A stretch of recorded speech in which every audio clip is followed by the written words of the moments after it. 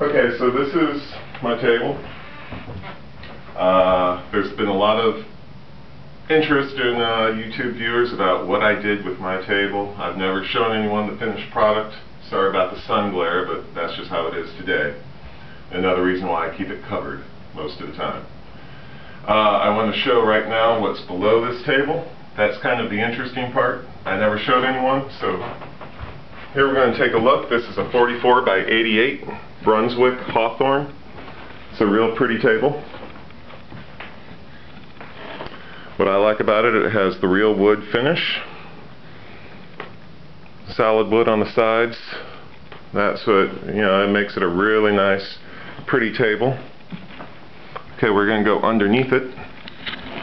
Excuse the jittery camera, but that's what we're going to do. Okay, so let me I gotta lower this tripod. Okay, so here's what you're looking at. Here's what's below my table. Some of you are going to notice an extra set of legs.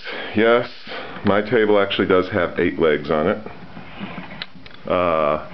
What I've discovered when I was setting up my table was the braces that held up my slate weren't nearly strong enough.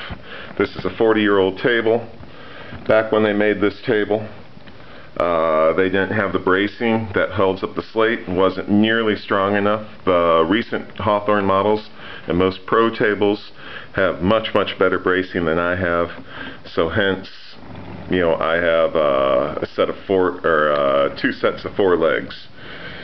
My legs over here, they're hollow. I filled each leg with about, I don't know, 50, 100 pounds of pea gravel in little Ziploc bags, so I added a bunch of mass to the table. It improves the play and the bounce of the balls. Alright, so here we go underneath the table. Okay, so here's what you're looking at. You're looking at the bottom of my slate. Let's pan across. You're looking at all this MDF board I Gorilla Glued onto my back of my slate. Here's more MDF board. More MDF. What I did was I took a 4x8 sheet of MDF, 3/4 inch, medium density fiberboard. You can buy it at any hardware store. And I went ahead and Gorilla Glued it to the back of my slate. You can see the myriad of shims that I have everywhere. Not only am I shimming the perimeter, but you could see how many shims that I'm actually having to put on the interior. Here's a nice little mod that I did. Let me get in here, see if I can make this happen for you. But there's you deck builders will realize that this is a joist hanger, galvanized metal with deck screws. I didn't like the connection that was here stock, so I went ahead and pre-drilled some holes into this oak, which was quite a hard thing to do. And I connected my sideways supports onto my main support with the joist hanger. Here's a top view of my legs. I through bolted them with, I guess, lag screws. These lateral supports, they're doubled up. 1, 2.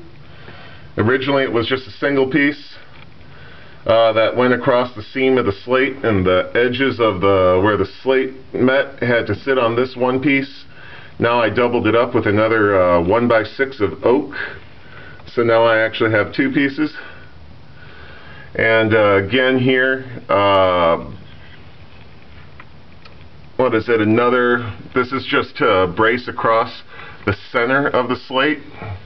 There's no seam above me, but this was originally just a single member of oak. And again, I doubled it up, I glued it, I screwed it. Pretty substantial now. And really really, that's about all I could show you that's underneath my table. I will tell you that all this MDF board, I glued about an entire 4x8 sheet underneath here because there was no place to attach the felt to once I wrapped it around the edge of the slate. So I needed the MDF as a stapling surface. And what it did was it added an additional 70 pounds or so of weight onto my table. And that made it play a lot quieter. The balls are really, really quiet when I roll the balls. It really improved the game.